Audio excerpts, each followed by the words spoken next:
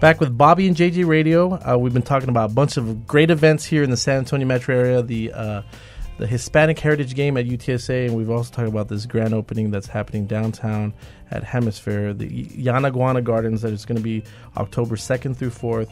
We're going to switch gears a little bit, and we like to always highlight nonprofit businesses here in the San Antonio metro area. We have Mrs. Cynthia Lopez. She's been a community relations for over 7 years, and she's originally from San Antonio. She's married, I don't believe it, but she says she's married with 4 children, and none of them are adopted? Do. None of them are adopted? No, I have 3 biological Woodstep, but wow. all 4 are mine. That's awesome. So thank you so much for joining us. Thank you for having me. So let's talk about St. Jude's, and when did everything start?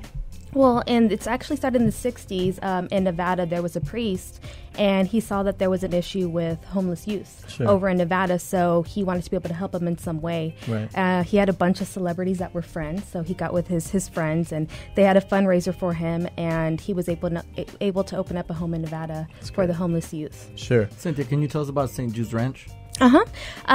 Basically what we do is we're an organization, and we help abused, abandoned, and neglected children who are in the foster care system. So we provide them with homes, and our overall goal is to be able to help them find forever families. Right. So tell us how about the home that you all have in the New Braunfels area.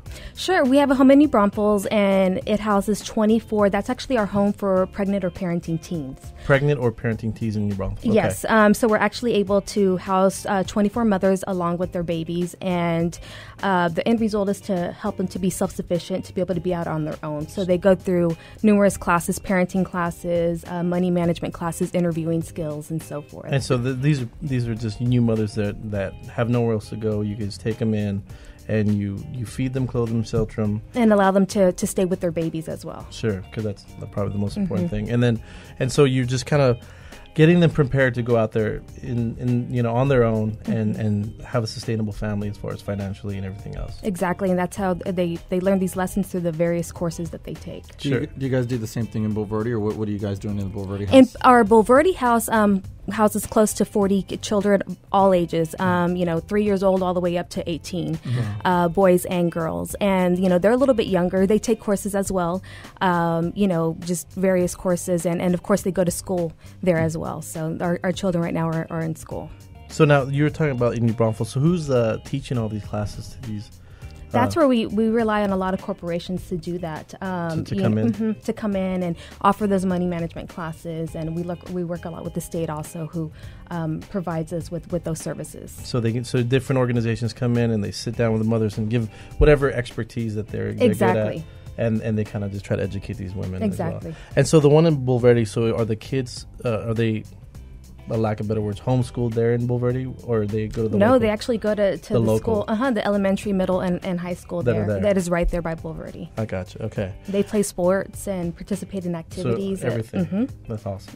Yeah. So tell us a little bit about your local office here in the San Antonio metro area. Sure. We actually are getting ready to have a grand opening for our office next Thursday, the 17th.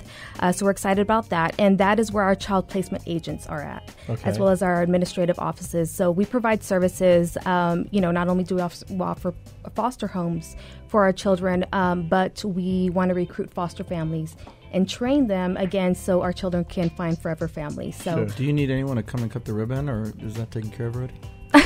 I think that's taken care of. You're more than welcome to come, though. You can be one of our guests. Bobby's never cut the ribbon. I didn't even let him cut our ribbon, and so I think he just, bitter. It's bitter. Yeah, you can kind of stand at the side and watch and support us. Or you can hold one side. Yeah. You let him hold one side? I can hold the ribbon? Yeah, I think we can let you hold one of the sides. So where's this new office located? We're located not too far from here, over on Tesoro Drive. Tesoro Drive, awesome. And so I'm sorry, talk about all the different stuff that you do.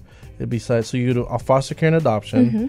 And how can people kind of get involved and help your organization? What do you all need the most of? There's so many ways that whether you're, just by yourself or with a corporation, that you can get involved. Sure. Whether you want to donate monetary wise, volunteer your time, we can always use help. Helping us sort through donations, helping at our various fundraising events. Sure. If you want to donate clothing, if you have any gently used clothing that maybe your children don't use anymore, they've outgrown, We can, take clothing. We'll be more than happy to take it. And Trey, he's kind of fly too. So.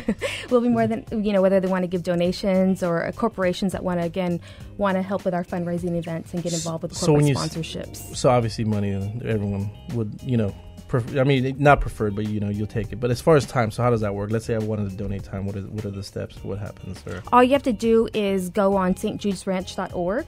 You'll have the contact information for Texas on there, which would be myself. Sure. And I'll be able to contact you back, and we can go from there in the various ways that you can volunteer. So if I was given time, what would I be doing? We get a lot of donations, which we always can use because we have a lot of children within our homes. So helping to sort through the donations, if you want to help in our gardens, yard work, and we have a lot of events. We have a 5K coming up in December, our annual Jingle Bell Run, December the 12th. So, of course, we can use a lot of volunteers. You say the 24th? No, December 12th. 12th, okay. Yeah. I was like, wow, that's advantageous of you. Open gifts and go run. Yeah, December the 12th. So we can use lots of volunteers at that event as well. And so let's say I'm a corporation. How can a corporation get involved, or what's the easiest way for a corporation to reach out to y'all? Lots of ways. Like, we have a lot of corporations that contact us. Their employees want to donate time. Sure. And of course, if they offer grants, we'll be more than happy, to take the grants. And as well through corporate sponsorships, like our Jingle Bell Run is now taking corporate sponsorship, so they can help out in that way as well. Awesome. So if anyone wants to get some more information, what's the best way to contact you guys? My email address will be on the website for the show, or they can go to stjudesranch.org. So stjudesranch.org, and then get involved. You can give money, you can give time. If you're a corporation, you can give a lot more than that as well. I do appreciate everyone being on the show this week. Thanks, Drew. Thank you, everyone at UTSA and Hispanic Chamber of Commerce.